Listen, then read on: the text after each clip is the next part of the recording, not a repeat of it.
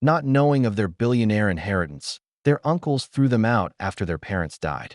If you're here for heartfelt moments and unexpected turns, like and subscribe so you don't miss the next one. Sign the papers, Evelyn.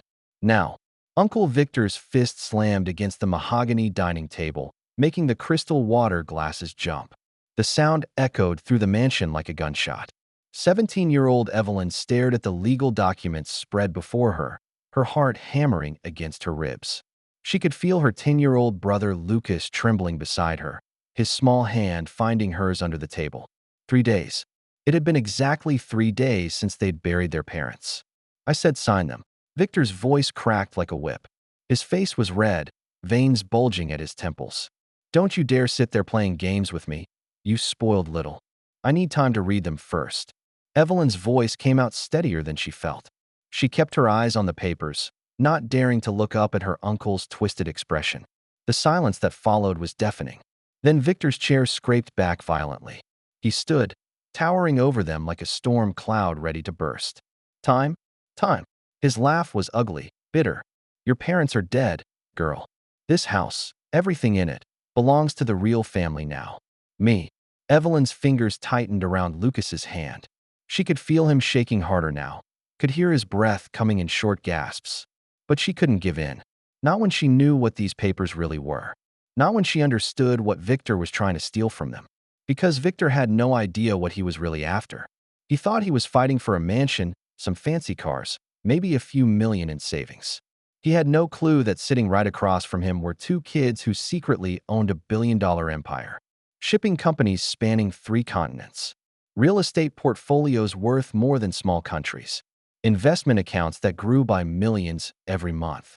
Their father had whispered the truth to Evelyn just 2 weeks before the car accident that changed everything. Promise me, he'd said, his eyes urgent and frightened. If anything happens to your mother and me, you protect Lucas. You protect our secret. The trust can't be touched until you're 18, and only if you've lived independently for a year. They'll come for you, Evie. They'll try to take everything, but they can't touch what they don't know exists. Now, watching Victor's face contort with rage, she understood exactly what her father had meant. You think you can disrespect me in my own house? Victor's voice dropped to a dangerous whisper. After everything I've done for you 2 brats? This isn't your house, Evelyn said quietly. The words hung in the air like a lit match dropped in gasoline. Victor's hand moved so fast she didn't see it coming. The slap echoed through the dining room, sharp and brutal. Her cheek exploded with pain, her head snapping to the side. Lucas cried out, jumping to his feet. Don't touch her. The 10-year-old's voice cracked with terror and fury. Victor laughed, the sound cold and merciless. Oh, you want to play hero, little boy? Both of you think you're so much better than everyone else, just like your father did. His eyes glittered with something dark and hungry. Well, let me tell you something. Your daddy's gone. Your precious mama's gone. And now you belong to me. Evelyn slowly turned back to face him, her cheek burning, tasting blood where she'd bitten her tongue. But her voice remained steady. We don't belong to anyone. Is that so? Victor's smile was predatory. He reached into his jacket and pulled out his phone, never taking his eyes off them. Fine. Have it your way. He dialed a number. Yeah, it's me. Come get their things. All of it. Put it on the street. Evelyn's stomach dropped. What are you doing? What I should have done the day they put your parents in the ground.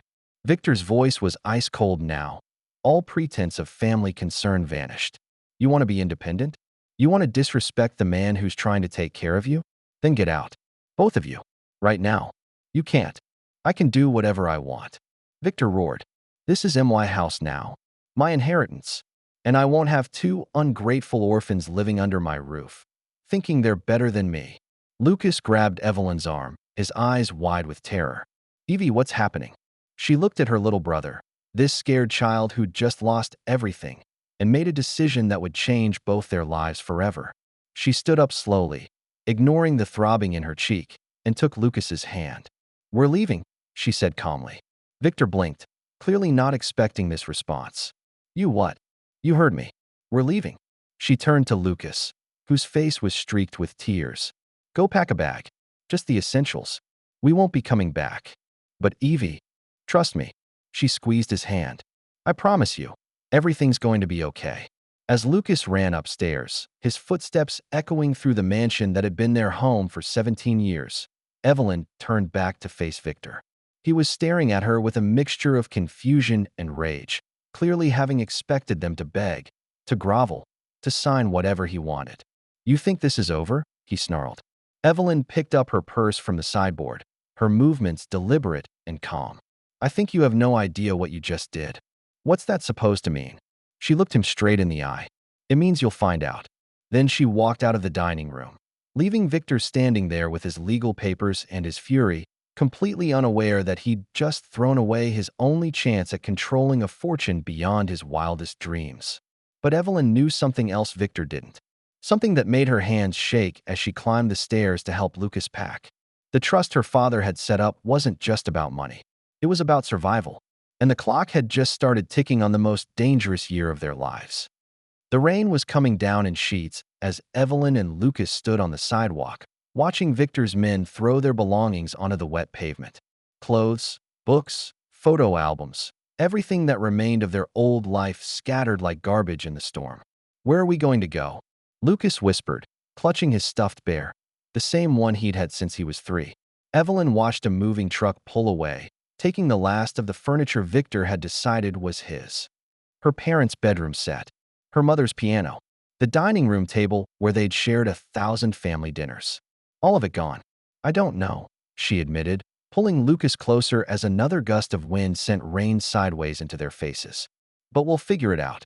They spent that first night in a motel that smelled like cigarettes and desperation. Lucas cried himself to sleep on the lumpy mattress while Evelyn sat by the window, staring out at the neon lights and trying to make sense of what had just happened. Her phone buzzed.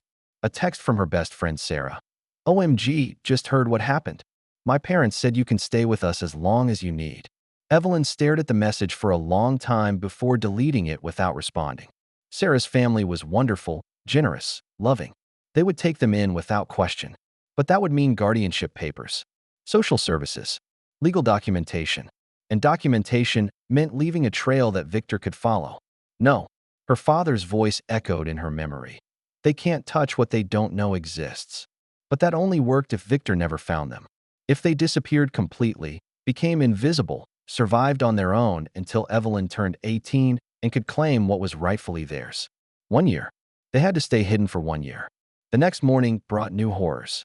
Evelyn discovered that Victor had already started the process of having them declared wards of the state. If social services found them, they'd be placed in foster care, separated, controlled, monitored. Victor would undoubtedly volunteer to be their guardian, and then he'd have a whole year to search for whatever fortune he was convinced they were hiding. "We can't use our real names anymore," she told Lucas as they ate stale donuts in the motel room. "And we can't contact anyone from our old life. Not Sarah, not your teachers, not anyone."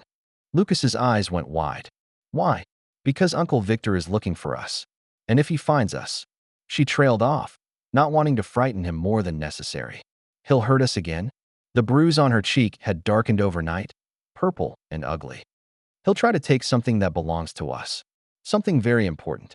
"What?" Evelyn hesitated. Lucas was only 10. How could she explain that they owned a shipping empire? That their parents had built a fortune so vast it would take lifetimes to spend? That Victor's rage came from a place of jealousy and greed that went back decades. "I'll explain when you're older," she said finally. "But for now, we need new names. New identities. Can you do that for me? Can you pretend to be someone else for a while?" Lucas nodded solemnly. "Like a spy movie?" Exactly like a spy movie. That afternoon, they became Emma and Luke Williams. Siblings who'd run away from an abusive home situation. No last name anyone would recognize. No connection to the Ashworth shipping fortune. Just 2 kids trying to survive on the streets. But survival was harder than any movie made it look. The apartment was a nightmare. 4th floor walk-up, no elevator, heat that barely worked, and a landlord who asked no questions as long as the rent was paid in cash. The wallpaper was peeling, the floors were stained, and there was a persistent smell of mold that no amount of cleaning could eliminate. "It's perfect," Evelyn told Lucas with forced cheerfulness as they surveyed their new home. Lucas looked around the cramped studio, his face carefully neutral. At 10 years old, he was already learning to hide his disappointment, to pretend that this was an adventure instead of a nightmare. "Where will I sleep?" he asked. "We'll get a fold-out couch. It'll be like camping every night." But buying furniture meant spending money, and money was becoming a serious problem. Evelyn had managed to withdraw $3,000 from her checking account before Victor could freeze it, but that wouldn't last long. They needed jobs, but jobs meant paperwork, references, social security numbers. Everything they couldn't provide without revealing who they really were. The solution came from desperation and a help-wanted sign in a diner window. Emma was 18, had finished high school early, and desperately needed work to support her younger brother after their parents died in a car accident. The story was close enough to the truth that she could tell it without crying. Rosa Martinez, the diner's owner, took one look at Evelyn's bruised face and the way Lucas stayed pressed against her side, and asked no more questions. "You start tomorrow," she said gruffly. "6 a.m. to 2 p.m. shift. Cash under the table. But if you steal from me or cause trouble, you're out." "Understood." "Understood." The work was brutal. 8 hours of standing, carrying heavy trays, dealing with difficult customers who left terrible tips and worse attitudes. Evelyn's feet bled inside her shoes. Her back ached constantly. Her hands became rough and scarred from washing dishes and scrubbing grease. But it was money. Honest money that couldn't be traced back to Victor. Lucas, meanwhile, became a master of invisibility. While Evelyn worked, he haunted the local library, reading everything he could get his hands on and staying out of sight of anyone who might ask uncomfortable questions about why he wasn't in school.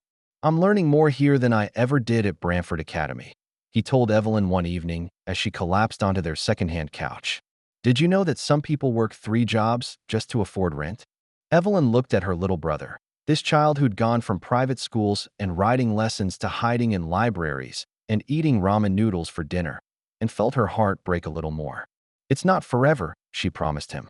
"Just until you turn 18. "I know." Lucas curled up beside her. "Evie, are we really rich?" The question caught her off guard. "Why do you ask?" "Because sometimes you get this look. Like you're thinking about something big. Something secret." Evelyn was quiet for a long moment. Then she pulled out her phone and showed him a news article she'd been reading. Ashworth Shipping reports record profits despite ongoing family dispute. Lucas read slowly, his eyes widening. "That's us. Ashworth. That's our real name. That's our company. Our inheritance. Everything Mom and Dad built." She scrolled down to show him the numbers. $2.3 billion, Luke. "That's what we're fighting for." He stared at the screen in shock. We're billionaires. We will be. In 10 months and 3 days. And Uncle Victor doesn't know? He has no idea. He thinks he kicked out 2 broke orphans. He's probably already sold Mom's jewelry and Dad's cars, thinking he's gotten everything of value. Evelyn's smile was sharp and cold. He has no clue what he really threw away. But even as she said it, a chill ran down her spine. Because Victor might not know about the money, but he knew them. And men like Victor didn't give up easily. The first sign of trouble came 3 weeks later. Evelyn was wiping down tables after the lunch rush when she glanced out the diner window and froze. A black sedan was parked across the street, engine running. The same sedan she'd seen twice this week in different locations around their neighborhood. Her blood turned to ice. "Rosa," she called, trying to keep her voice steady. "I need to take my break early." She slipped out the back in trance and called Lucas from the payphone on the corner. "Meet me at the library." Emergency protocol. Emergency protocol meant they had 15 minutes to grab their go bags and disappear. They'd practiced it twice, but never thought they'd actually need it. Lucas was waiting by the library's back in trance, his face pale but determined. "What's wrong?" "Someone's watching the diner. Probably watching our apartment too." Evelyn's mind raced through their options. "We need to move. Tonight. But I like it here. I like Rosa, and the library lady knows me now, and—" "I know, baby. I know. But staying means getting caught." They spent that night in an all-night laundromat, taking turns sleeping in the plastic chairs while their few possessions tumbled in the dryers. The next morning, they were on a bus to the next town over, starting the whole process again. New identities, new jobs, new lies to tell, and truths to hide. But this time, Evelyn made a discovery that changed everything. The internet cafe was crowded and anonymous, exactly what she needed. While Lucas practiced his typing skills on an old computer, Evelyn used her fake ID to rent time on a machine in the back corner. She'd been thinking about Victor's behavior that night he'd thrown them out. His rage had seemed personal, deeper than just wanting the house or the cars. There had been something desperate about it, something that went beyond simple greed. So she started digging. What she found made her stomach turn. Victor Ashworth wasn't just greedy. He was in serious trouble. The deeper she dug, the worse it got. Victor had been embezzling from his own construction company for years, funneling money into high-risk investments that had gone spectacularly wrong. He owed millions to some very dangerous people, the kind of people who didn't accept late payments or payment plans. And now, with their parents dead, Victor had convinced himself that the Ashworth fortune could save him. He was tearing apart the estate, liquidating everything he could find, desperately searching for assets that simply didn't exist in the places he was looking. But the truly terrifying part was what Evelyn discovered about his creditors. Marcus Volkov, Russian, connected, extremely violent. According to the financial records Evelyn managed to access, Victor owed Volkov $12 million. Money that was supposed to have been paid back 6 months ago. Money that Victor clearly didn't have. And Volkov's organization didn't just go after debtors. They went after their families too. Oh God, Evelyn whispered, staring at the screen. Lucas, we need to go. Right now. But I just started my game. Now. They were barely out of the cafe when Evelyn's prepaid phone buzzed. Unknown number. Hello, Emma. The voice was unfamiliar, accented, polite in a way that made her skin crawl. Or should I say, Evelyn? Her blood froze. I don't know what you're talking about. Of course you do. You're a very smart girl. Much smarter than your uncle, who seems to think you're hiding something valuable from him. A pause. Are you? Evelyn looked around frantically. The street was busy, full of people, but she felt completely exposed. Leave us alone. I'm afraid that's not possible. You see, your uncle has made some very expensive promises.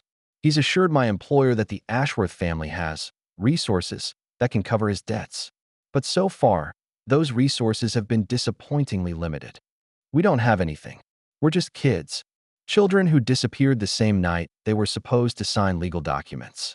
Children who've been living under false names, working illegal jobs, hiding from social services. The voice was still polite, but there was steel underneath. That's a lot of effort for 2 broke orphans. Lucas tugged on her sleeve, his eyes wide with fear. She pulled him closer, her mind racing. What do you want? A conversation. Tonight. 9 p.m. The old pier on Harbor Street. Come alone. I'm not leaving my brother. Then bring him. But understand this, Miss Ashworth. Your uncle's debt has become your family's problem. One way or another, it will be resolved. The line went dead. Evelyn stared at the phone, her hands shaking. 9 months. They'd lasted 9 months, and now everything was falling apart. Evie. Lucas's voice was small and scared. Who was that? She looked at her little brother, this brave, smart, wonderful kid who'd never asked for any of this. Who deserved a normal childhood, a safe home, a future without fear. And in that moment, she made a decision that would either save them both or destroy everything. Someone who's about to learn that the Ashworth family is a lot more dangerous than he thinks. The pier was dark and deserted, waves lapping against the old wooden posts like a funeral dirge. Evelyn held Lucas's hand tightly as they walked toward the lone figure standing at the end of the dock. Marcus Volkov was younger than she'd expected. Mid-30s, well-dressed, with the kind of smile that never reached his eyes. He looked like a successful businessman, which, she supposed, he was. Miss Ashworth, such a pleasure to finally meet you. His accent was refined, educated. And this must be young Lucas. Lucas pressed closer to Evelyn's side. You're the bad man. Volkov laughed, genuinely delighted. From the mouths of babes. Yes, little one, I suppose I am. His expression hardened as he looked back at Evelyn. Your uncle owes me $12 million. Money I do not have. Money he promised to pay using your family's assets. Then you know more about our assets than we do, Evelyn said calmly. Because we don't have $12 million. No? Then why run? Why hide? Why live like street children when you could have stayed in your comfortable mansion? Evelyn met his gaze steadily. Because our uncle is an abusive monster who hit me for refusing to sign papers I didn't understand. For a moment, something flickered in Volkov's eyes. Surprise? Respect? You're telling me you've spent nearly a year living in poverty to avoid signing legal documents? I'm telling you, we had good reasons to get away from Victor Ashworth. Volkov studied her face in the dim light from the street lamps. You know, I almost believe you. But your uncle is so very convinced you're hiding something valuable. So convinced that he staked his life on it. What do you mean? Volkov's smile was cold. I mean, I've given him 1 week to produce $12 million, or I start collecting payment in other ways. Ways that involve you and your brother. The threat hung in the air like poison gas. But, Volkov continued, I am not an unreasonable man. If you truly have nothing of value, then perhaps we can make an arrangement. What kind of arrangement? Information. Your uncle has been involved in some very interesting business dealings over the years. Deals that certain government agencies would find fascinating. Help me document those dealings, and I'll consider his debt restructured. Evelyn felt the world shift beneath her feet. Volkov wasn't just a loan shark. He was something else entirely. Someone who collected information as currency. You want us to spy on our uncle? I want you to help me destroy him. Volkov's mask slipped for a moment, revealing something cold and predatory. Victor Ashworth is a small, greedy man who thinks he can steal from people like me without consequences. I intend to teach him otherwise. The only question is whether you'll help me, or whether you'll go down with him. Lucas's hand tightened in hers. She could feel him shaking, could hear his breathing getting faster. He was too young for this, too innocent. But they were out of options. What exactly do you want us to do? The plan was simple in concept, terrifying in execution. Victor had been keeping records of his various illegal activities, bribes paid to city officials, materials stolen from construction sites, money laundered through shell corporations. All of it carefully documented, because Victor was paranoid about his partners betraying him. Those records were stored in a safe in his home office. The same home office in the mansion where Evelyn and Lucas had grown up. He changes the combination monthly, Volkov explained during their second meeting. But he's a creature of habit. Birth dates, anniversaries, important numbers. You know him better than anyone. You want us to break into the house. I want you to go home. Volkov's smile was sharp. Victor's been looking for you for months. What if you decided to come back? What if the streets were too hard, and you were ready to apologize, to sign whatever papers he wanted? He'd never believe it. He'd want to believe it. Men like your uncle, they prefer to think they've won rather than that they've been outmaneuvered. Volkov leaned forward. Besides, you have something he wants. You might not know what it is yet, but he's convinced you're hiding assets. Use that. Make him think he can get what he wants, and he'll let you close enough to get what I need. And if we get caught, then you'll discover just how creative I can be when collecting debts. That night, back in their latest hideout, a room above a 24-hour diner that asked no questions, Evelyn explained the situation to Lucas. We're going home. His face lit up for the first time in months. Not really home. It's a mission. A dangerous one. But we'll see our room again. In Mom's garden. Evelyn's heart clenched. Maybe. But Luke, you have to understand, this isn't a game. Victor will be furious when he sees us. He might hurt us. And if we get caught, the bad man will hurt us worse. Yes. Lucas was quiet for a long moment, processing. Then he looked up at her with eyes that seemed far too old for a 10-year-old face. Evie, are we the good guys or the bad guys? The question caught her off guard. What do you mean? In the movies, the good guys and bad guys are easy to tell apart. But Uncle Victor thinks he's right. And the bad man thinks he's right. And we're lying to everyone about who we are. He frowned. So which are we? Evelyn pulled him close, breathing in the scent of his hair. Cheap shampoo and childhood innocence that somehow still clung to him despite everything they'd been through. I think, she said carefully, that we're the people trying to survive until we're old enough to make our own choices. And sometimes that means doing scary things. Like breaking into Uncle Victor's safe? Like breaking into Uncle Victor's safe. But as she held her brother in that dingy room above a diner, listening to the sounds of traffic and sirens and late-night humanity, Evelyn couldn't shake the feeling that they were walking into something much more dangerous than a simple burglary. Because Victor might not know about the shipping empire they stood to inherit, but he wasn't stupid. And if he figured out what they were really after, the consequences would be worse than anything Volkov could do to them. The mansion looked smaller than Evelyn remembered. Maybe it was because she'd spent the last year living in cramped apartments and sleeping on park benches. Maybe it was because she was seeing it through different eyes, not as the pampered daughter of wealthy parents.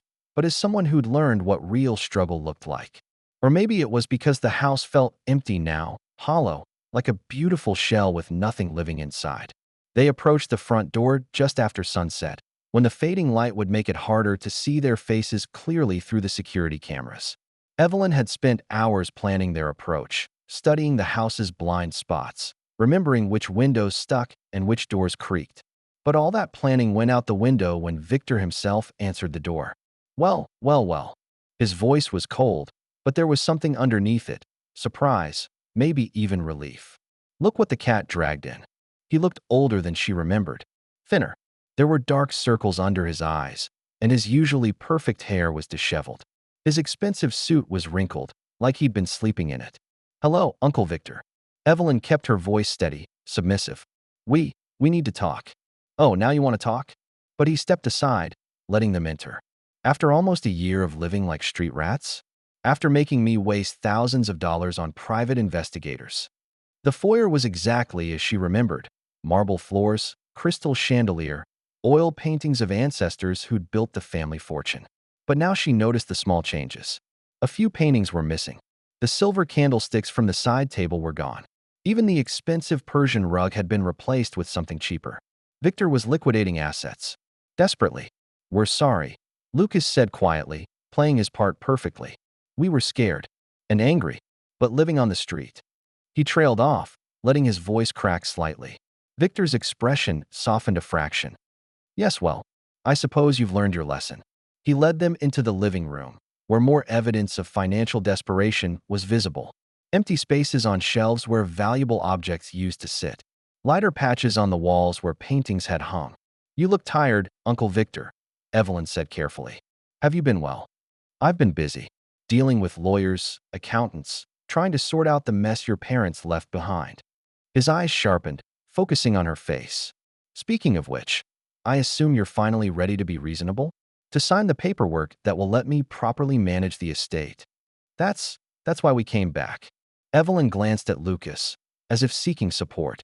We've been thinking about what you said, about family taking care of family. Have you now? The thing is, Evelyn took a deep breath, as if gathering courage. We know there are things about Mom and Dad's finances that you don't know. Things they kept private, even from you. Victor went very still. What kind of things? Offshore accounts. Investment portfolios they kept separate from the main estate. The lies came easily, mixed with just enough truth to be believable. Dad was paranoid about keeping assets in different places, under different names. He said it was for tax purposes, but what? I think he was worried about people trying to take advantage of the family wealth. Evelyn met Victor's eyes. People who might not have the family's best interests at heart. Victor's face cycled through several emotions: greed, hope, suspicion, and finally, calculation. How much are we talking about? I'm not sure exactly. The paperwork is complicated, but based on what I remember Dad saying. She paused, as if reluctant to continue. Maybe 50 million? Maybe more. The number hit Victor like a physical blow. His face went white, then red, then white again. $50 million. More than enough to pay off Alcove and start fresh. Where? The word came out as a croak. Where are these accounts? That's the problem. The access codes, the account numbers, all of it is hidden in Dad's private papers. Papers that I think are still in his office upstairs. Victor was on his feet instantly. Show me. Right now. Uncle Victor, it's late, and we're tired. Show me right now. His roar echoed through the house. And suddenly Evelyn was 17 again, watching this man's hand swing toward her face. But she wasn't the same frightened girl who'd left this house a year ago. She'd learned to survive on the streets, to lie convincingly, to read people's weaknesses and use them. And Victor's weakness was his desperate need to believe that salvation was just within reach. Of course, she said quietly. I'll show you everything I can remember. As they climbed the stairs toward her father's office, Evelyn caught Lucas's eye and gave him a tiny nod. Phase 1 was complete. Victor believed they had something he needed, something valuable enough to risk letting them back into the house. Now came the dangerous part. Because while Victor searched desperately for phantom offshore accounts, Evelyn would be breaking into his safe, looking for the evidence that would either save their lives or destroy them all. The office looked like a hurricane had torn through it. Every drawer was pulled out, their contents scattered across the floor. File cabinets stood open and empty. Books had been yanked from shelves, their pages ruffled through and discarded. Even the paintings had been removed from the walls, probably checked for hidden safes or secret compartments. Jesus, Uncle Victor. Evelyn breathed, staring at the destruction. What happened here? I've been looking. His voice was defensive, angry. Your father was always secretive about his business dealings. I knew there had to be more than what the lawyers found. Well, you're right about that.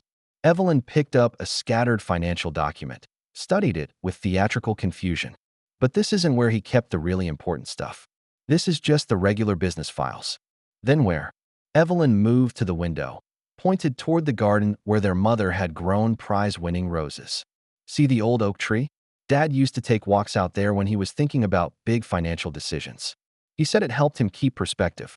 It was complete fiction, but it served its purpose. Victor's eyes lit up with possibility. He buried something? Out there. Not buried. Hidden. There's a hollow in the trunk, about shoulder height. He kept a waterproof box there with copies of his most sensitive documents. Evelyn turned back to Victor, her expression earnest and slightly embarrassed. I wasn't supposed to know about it. I saw him checking it once when I was little, but I never told anyone. Victor was already moving toward the door. Show me. Right now. Uncle Victor, it's dark outside, and I have flashlights. Move.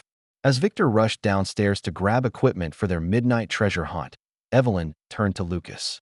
Remember what we practiced? He nodded, his face serious. Keep him distracted. If anyone comes to the house, stall them. And if something goes wrong, run to the panic room in the basement. Lock the door. Don't come out for anyone except you. It broke her heart that her 10-year-old brother had to memorize escape plans like other kids memorized multiplication tables. But they were long past the luxury of normal childhoods. I'll be as fast as I can, she promised. 20 minutes later, Victor was knee-deep in the garden, using a crowbar to attack the innocent oak tree while Evelyn held a flashlight and made encouraging noises. Lucas sat on the back porch, ostensibly watching for neighbors, but actually serving as a lookout.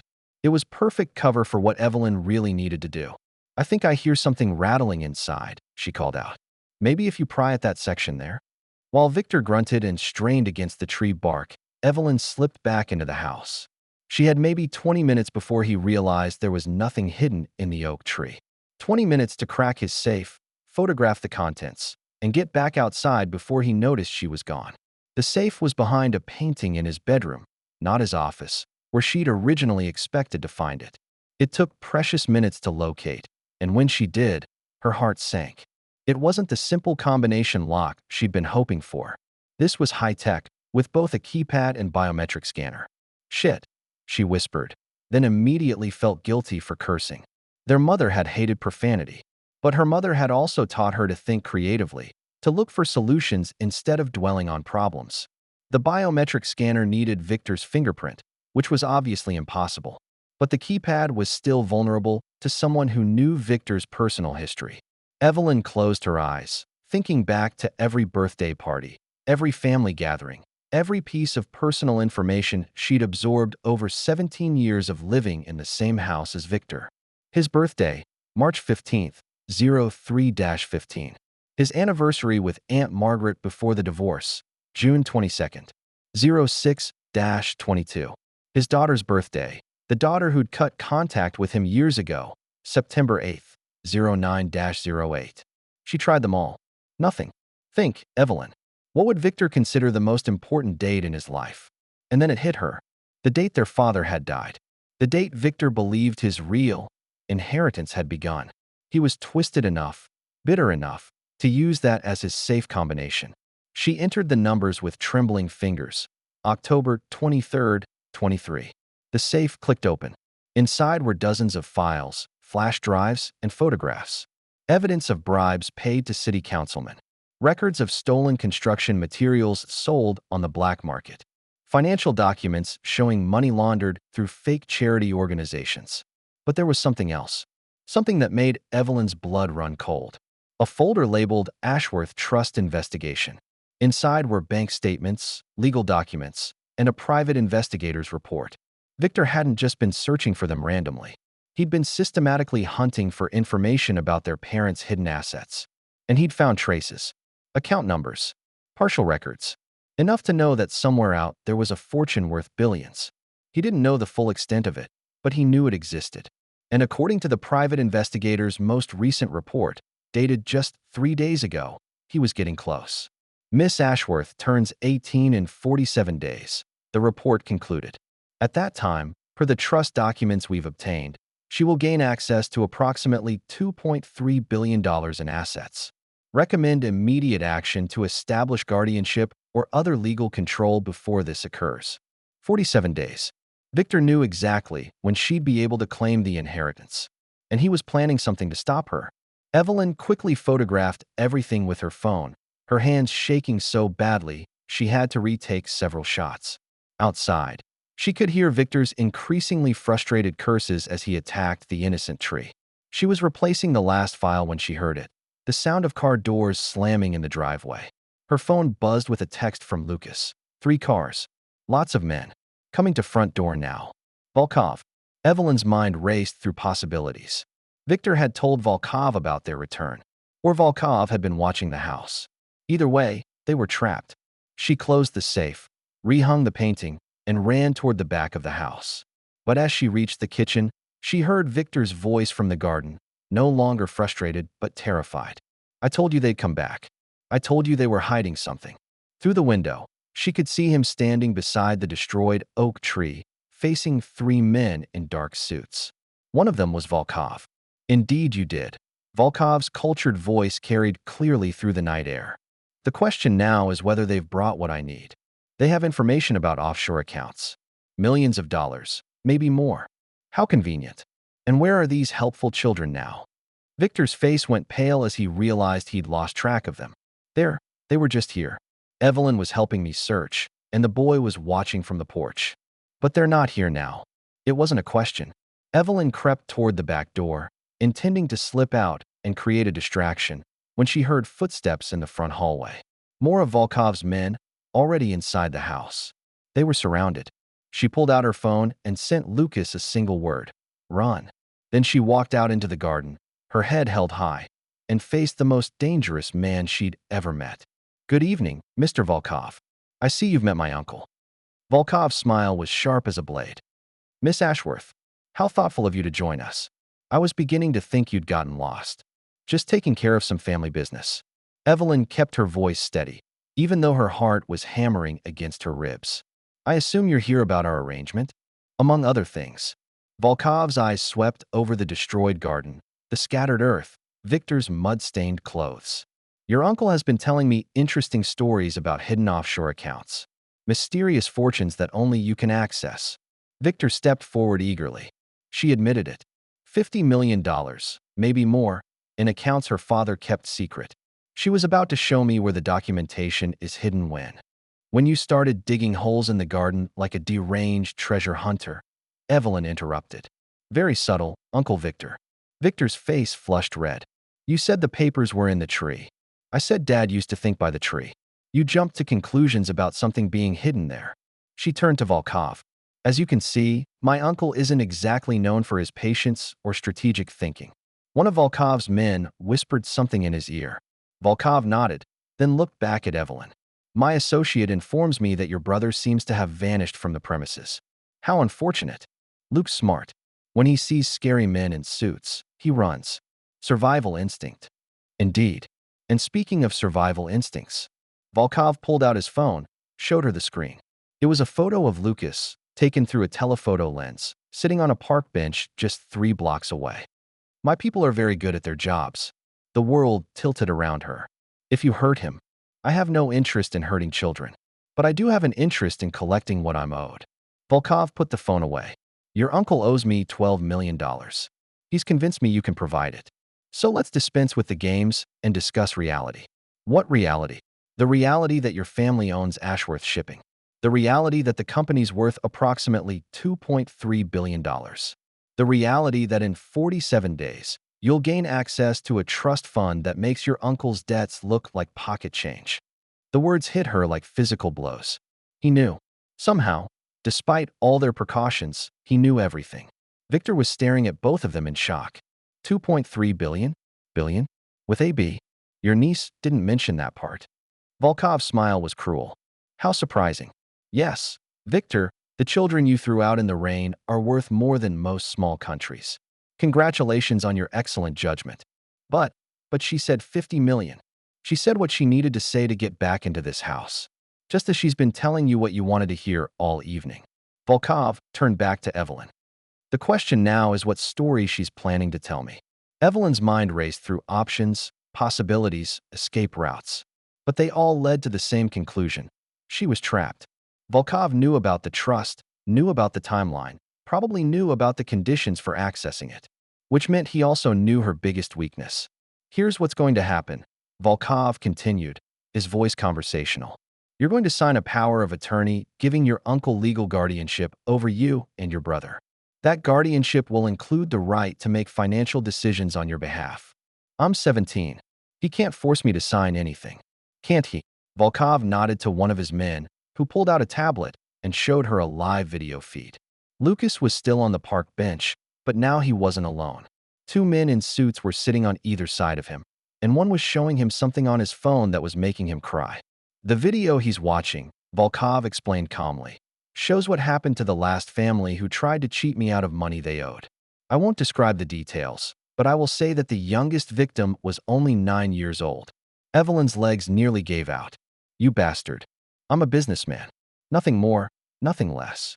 Volkov gestured to Victor, who was pulling legal documents out of his briefcase with shaking hands.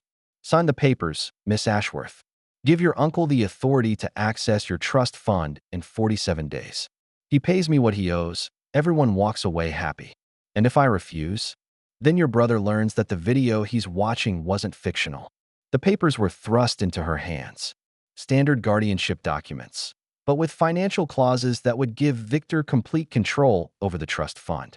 Her signature would sign away billions of dollars and leave them both at the mercy of a man who'd already proven he cared nothing for their welfare.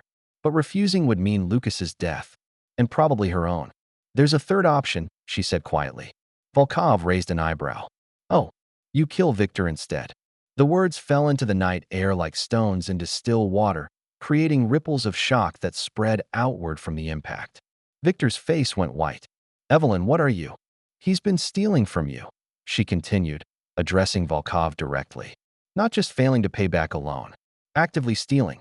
Those construction contracts he used your money to finance? He's been skimming from them, hiding assets, planning to disappear once he gets his hands on our trust fund. That's not true. Victor's voice cracked with panic. Isn't it? Evelyn pulled out her phone, showed Volkov the photos she'd taken from the safe. Bank statements showing accounts in the Cayman Islands.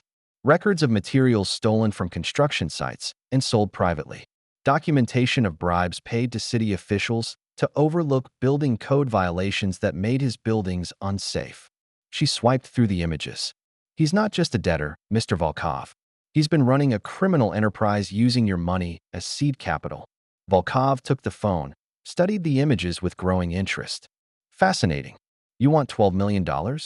He's got at least that much hidden in offshore accounts.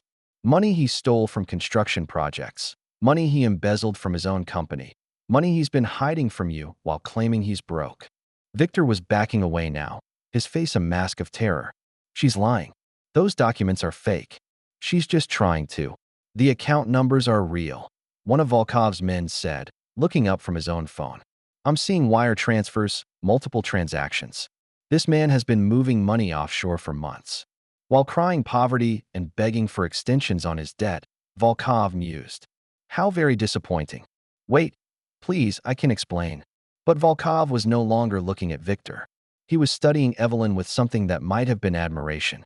You're proposing that I eliminate your uncle, recover my money from his hidden accounts, and leave you free to claim your inheritance in 47 days. I'm proposing a business arrangement. Victor has stolen from you. I've provided evidence of his theft. In exchange, you leave my brother and me alone. And what guarantee do I have that you won't simply disappear once you inherit your billions? Evelyn met his gaze steadily. Because I'll pay you $100 million. Consider it a finder's fee for recovering Victor's stolen assets. The silence that followed was deafening. $100 million. More than 8 times what Victor owed. Enough to make Volkov a very wealthy man, with no risk and no need to wait for payment. Victor was shaking his head frantically. She's 17. She can't make legal agreements. The trust has conditions, restrictions. Shut up, Victor, Volkov said mildly. Then, to Evelyn, the trust conditions. Explain them. Independent living for 1 year. No guardianship. Both siblings alive and well. She gestured toward Victor. He's been trying to establish guardianship to break those conditions. Kill him, and the threat disappears. And 47 days from now, I'll be the 18th-year-old owner of a shipping empire, and you'll be $100 million richer. Volkov was quiet for a long moment, thinking. Around them, the night was still except for the sound of Victor's ragged breathing and the distant hum of traffic. Finally, he smiled. I accept your proposal. What followed happened so quickly that Evelyn almost missed it. A nod from Volkov, a subtle gesture to one of his men, a small sound, barely more than a whisper, and Victor collapsed to his knees, clutching his chest. Heart attack, Volkov explained calmly as Victor fell forward into the dirt. Tragic, but not uncommon in men his age, especially those under financial stress. The paramedics will find evidence of cocaine use, a desperate attempt to cope with his mounting debts. Very sad. Evelyn stared at Victor's body, feeling strangely empty. She should have been horrified, traumatized, something. Instead, she felt only a cold satisfaction that the man who'd terrorized them for over a year would never hurt anyone again. The accounts, she said, his offshore money, will be recovered within 48 hours, as will the evidence you photographed. Volkov's men were already moving, one heading toward the house, others positioning Victor's body to look like a natural collapse. This never happened, Miss Ashworth. You and your brother returned home to reconcile with your uncle, only to find him dead in the garden. A tragedy, but not unexpected given his recent behavior. And Lucas is being escorted home as we speak. He'll arrive to find you crying over your uncle's body, devastated by this terrible turn of events. It was perfect. Horrible, but perfect. The 100 million, Volkov continued. I'll expect payment within a week of your 18th birthday. Wire transfer instructions will be provided closer to the date. And if I don't pay, his smile was sharp as winter, then you'll learn that I don't make the same mistakes twice. But I don't think that will be necessary. You're a smart girl, Miss Ashworth. Smart enough to honor your agreements. He turned to leave, then paused. Oh, and Miss Ashworth, when the police ask what happened here tonight, remember that your uncle was alone in the garden when you found him. You'd been inside with your brother, unpacking, trying to rebuild your relationship with the family. You heard nothing unusual until you came outside to call him for dinner. I understand. I thought you would. And then they were gone, vanishing into the darkness as quickly and silently as they'd arrived, leaving Evelyn alone in the garden with Victor's body and the wreckage of the life he'd tried to steal from them. She pulled out her phone and dialed 911, letting the tears come now. Not for Victor, but for everything they'd lost, everything they'd been forced to become, and the terrible price of survival in a world that ate the innocent and rewarded the ruthless. 911, what's your emergency? My uncle, she sobbed into the phone. I think he's had a heart attack. Please, you have to help him. He's not breathing, and there's so much blood, and I don't know what to do. It was almost true. There had been blood, just a few drops from where Victor had scraped his hands on the tree bark. And she really didn't know what to do next, except survive the next 47 days and pray that the price she'd agreed to pay wouldn't destroy what remained of her soul. But as the sirens wailed in the distance and Lucas came running through the back gate, his face streaked with tears and terror, Evelyn made herself a promise.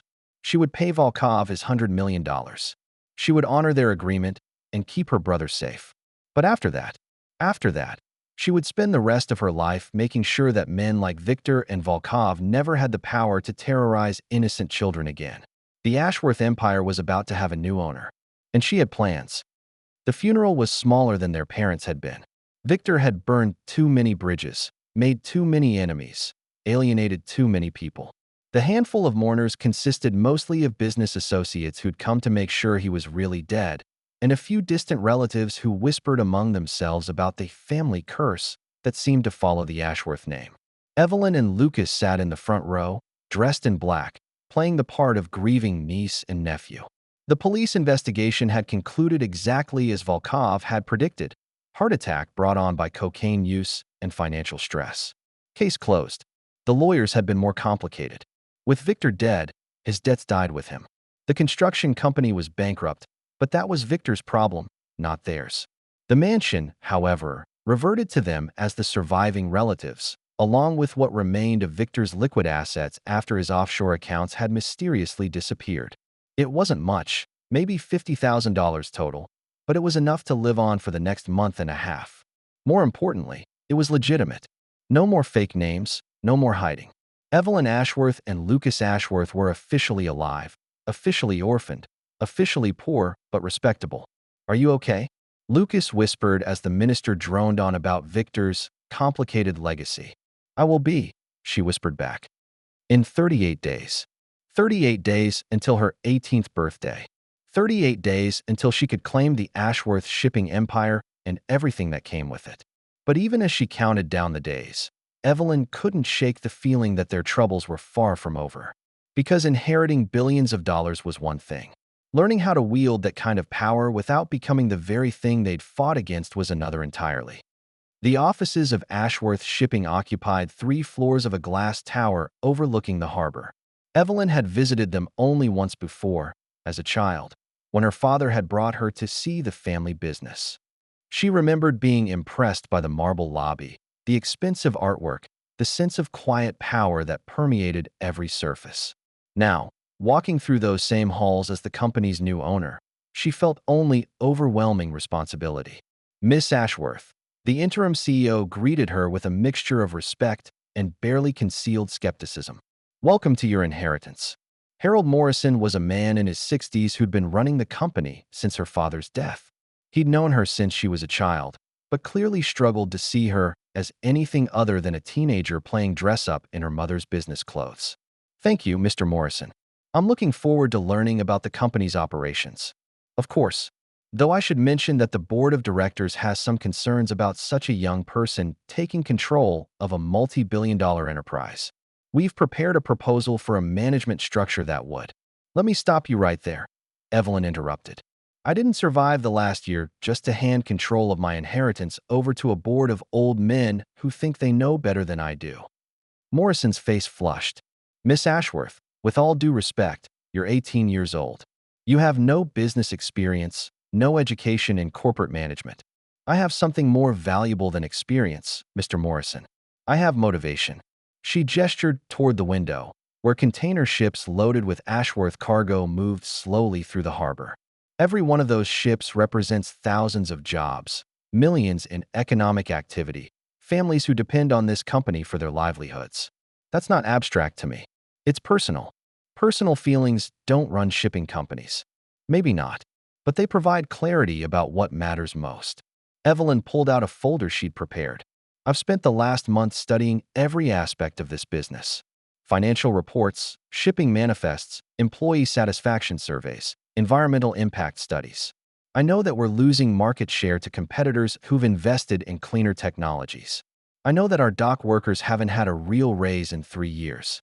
I know that 2 of our major clients are considering switching to other carriers because our delivery times have become unreliable." Morrison's skepticism was beginning to crack.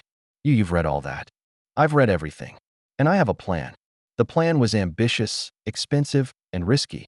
Massive investment in new ships powered by clean energy. Upgraded port facilities with automated loading systems. Profit-sharing programs for employees at every level. Partnerships with environmental groups to develop even greener shipping technologies. "This will cost hundreds of millions," Morrison protested. "The shareholders will never approve."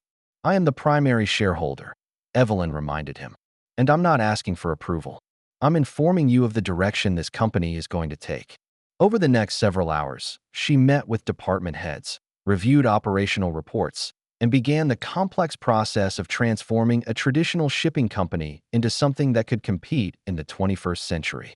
It was exhilarating and terrifying in equal measure. But it was also exactly what she dreamed about during those long nights in dingy apartments, when survival was measured in days and hope seemed like a luxury they couldn't afford. The Ashworth empire was going to be different under her leadership. Better, more ethical, more human. She just had to figure out how to pay Volkov his $100 million without bankrupting the company before she could implement any of her reforms. The meeting took place in a private dining room at the city's most expensive restaurant.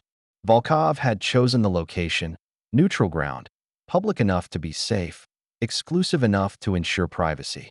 Evelyn arrived exactly on time, carrying a briefcase that contained wire transfer authorizations worth $100 million. The price of her freedom and Lucas's safety. Miss Ashworth, you look prosperous. Volkov was impeccably dressed as always, but there was something different about him. Calmer, perhaps. More satisfied. Mr. Volkov, I trust you've been well. Exceptionally. Your late uncle's assets proved even more valuable than expected.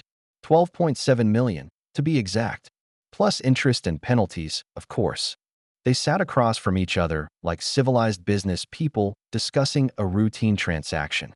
No one watching would have guessed that one of them had recently arranged a murder while the other had provided the evidence that made it possible. I brought the payment we agreed upon, Evelyn said, sliding the briefcase across the table. Volkov opened it, reviewed the documents inside, and nodded approvingly. Everything appears to be in order.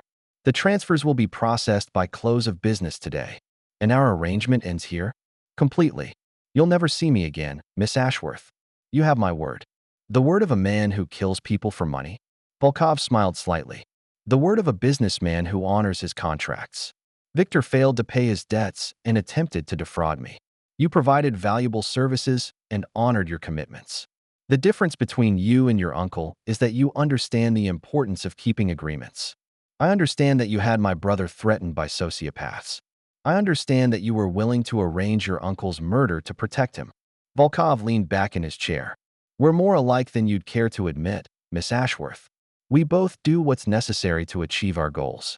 I'm nothing like you, aren't you? You manipulated Victor perfectly that night in the garden. Fed him exactly the lies he needed to hear to let his guard down. You studied his weaknesses, exploited his desperation, and led him directly into a trap. Volkov's eyes glittered with something that might have been admiration. It was masterfully done. I did what I had to do to survive. And now you'll do what you have to do to thrive. You'll run that shipping company, make billions more dollars, accumulate power and influence. And someday, when someone threatens what you've built, you'll make the same kind of hard choices you made in that garden. Evelyn stood to leave. I'll never become someone who terrorizes children. Perhaps not. But you'll become someone who protects them. And sometimes, Miss Ashworth, those two things require identical actions. She walked away without responding, but his words followed her out of the restaurant and into the bright afternoon sunlight. Because part of her knew he was right. She'd already proven she was willing to kill to protect the people she loved. The only question was what else she'd be willing to do as the years passed and the stakes continued to rise. 6 months later, Evelyn stood on the deck of the newest ship in the Ashworth fleet, watching the sun set over a harbor filled with vessels flying her company's flag. The Lucas was the first of 12 new ships powered entirely by hydrogen fuel cells, revolutionary technology that would transform the shipping industry while dramatically reducing environmental impact. Pretty impressive for someone who supposedly didn't know anything about running a business, Morrison said, joining her at the rail. The interim CEO had become a trusted advisor over the past months, his initial skepticism replaced by genuine respect for her vision and determination. I had good teachers, she replied, and powerful motivation. Speaking of motivation, the board approved your proposal for the employee profit-sharing program. 20% of annual net profits, distributed based on tenure and performance. That's wonderful. What about the educational scholarships for workers' children? Also approved. The Evelyn and Lucas Ashworth Foundation will launch next month with an initial endowment of $50 million. Evelyn smiled at the name. Lucas, now 11, had insisted that any foundation bearing their names focus on helping children who'd been orphaned or abandoned. Kids like we were, he'd said with a matter-of-fact wisdom that still amazed her. There's one more thing, Morrison continued, pulling out a tablet. The investigative report you commissioned. About Victor's activities. Evelyn's smile faded.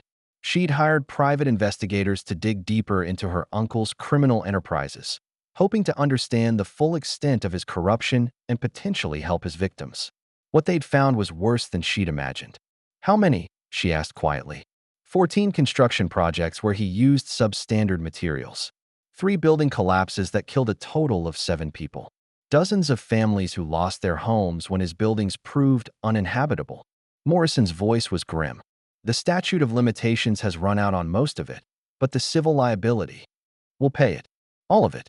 Compensation for the families, repairs for the damaged buildings, whatever it takes. That could cost hundreds of millions. Then it costs hundreds of millions. Evelyn turned away from the sunset, her expression resolute. Victor may be dead, but his victims deserve justice. And the Ashworth name deserves to mean something better than what he made it. As they walked back toward the ship's bridge, Evelyn's phone buzzed with a text from Lucas. How's the new ship? Does it smell like adventure?